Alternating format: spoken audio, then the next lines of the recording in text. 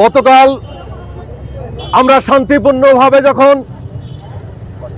আমাদের পূর্ব নির্ধারিত কর্মসূচি সাধারণ সভায় অংশগ্রহণ করার জন্য যাই, সে সময়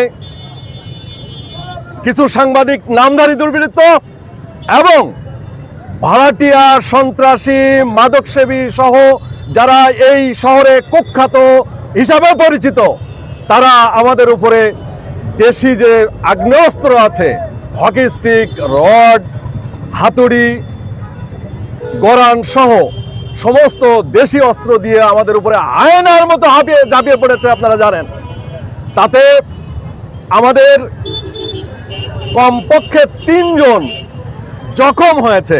সে জখমের পরিমাণটা এমন, একজনের 14টা সেলাই লেগেছে, একজনের লেগেছে 2টা এবং আরেকজনের হাড়ফোলা জখম হয়েছে। এছাড়া সাতক্ষীরা প্রেস ক্লাবের সভাপতি, সাধারণ সম্পাদক, সহসভাপতি সহ নেতৃবৃন্দ সহ 30 জনের বেশি সাংবাদিক আহত হয়েছে। বন্ধুরা, যে ঘটনাটা সারা বাংলাদেশে আলোড়ন তুলেছে, আমরা আশা করেছিলাম সদর থানার ওসি আমাদের মামলা গতকালকেই রেকর্ড করবেন, তবে সেই প্রত্যাশাটা কিছুটা ব্যর্থ হয়েছে।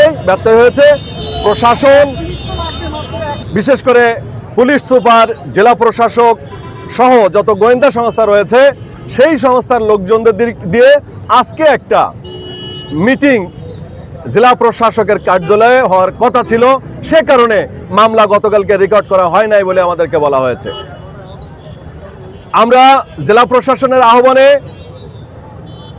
প্রেস ক্লাবের সভাপতি এবং সাধারণ সম্পাদক সেই মিটিংয়ে অংশগ্রহণ করি এবং সেই মিটিংয়ে তাদেরও প্রতিনিধি ছিল। দীর্ঘক্ষণ আলাপ আলোচনার পরে এ মর্মের সিদ্ধান্ত হয়েছে, আগামী 8ই জুলাই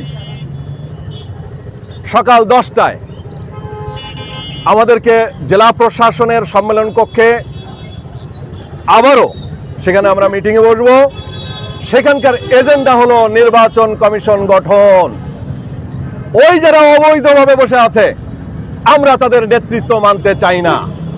সেই কারণে আমরা সুস্পষ্ট প্রস্তাব দিয়েছি যে নির্বাচন কমিশন গঠনের মাধ্যমে সদস্য যাচাই বাছাই শেষে জুলাই বিপ্লবের চেতনা, ফেয়ার অ্যান্ড ক্রেডিবল ইলেকশনের মাধ্যমে যে নেতৃত্ব নির্বাচিত হবে তারাই প্রেস ক্লাবের নেতৃত্ব দেবে।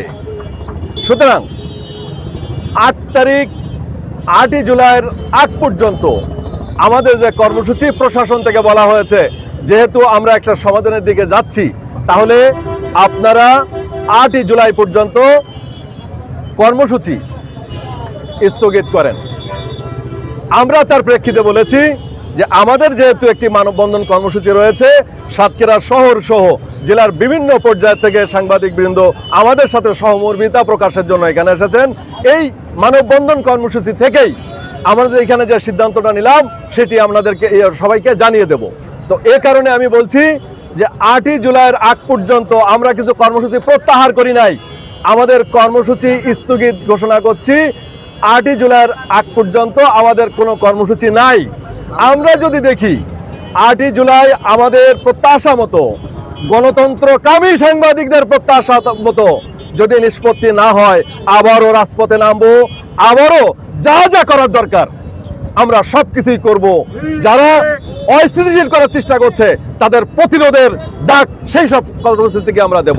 সুতরাং বন্ধুরা, আমরা মামলার বিষয়ে সর্বশেষ যেটা জেলা পুলিশ সুপার বলেছেন, আমরা পরিষ্কার বলেছি, আমরা কারোর রক্তের সঙ্গে বেইমানি করতে পারি না।